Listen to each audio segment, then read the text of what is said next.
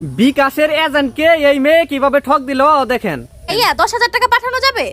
হ্যাঁ ভাই, এখনই পাঠিয়ে দিচ্ছি। হ্যাঁ, পাঠানো যাবে। ভাই নাম্বার বলেন। 019090333296 019090 33296। 33296। জি, টাকাটা দিন। अभी तो रुको, क्लाइमैक्स अभी बाकी। এই যে ভাই টাকা, হ্যাঁ হ্যাঁ পাঠিয়ে দিতাছি।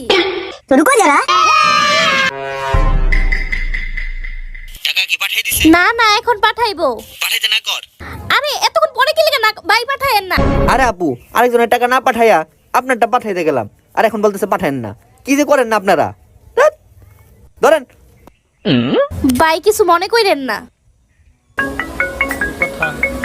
হ্যালো, এখন টাকাটা পাঠিয়ে দে। আরে কি কও এক সময় এক কথা আজাইরা। ভাই টাকাটা পাঠান, সমস্যা নাই, পাঠায় দেন পাঠায় দেন। আচ্ছা দেন, টাকা দেন। আচ্ছা রাখো, নেন ভাই টাকাটা। দেন। হ্যাঁ, চলে গেছে।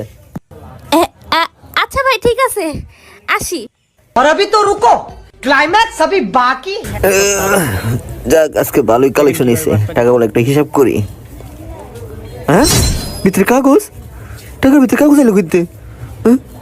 আল্লাহ, এটা 10,000 টাকার বান্ডিল ছিল, ভিতরে কাগজ এলো করতে। এর মানে মায়ের আমার লাগে প্রতারণা করলো।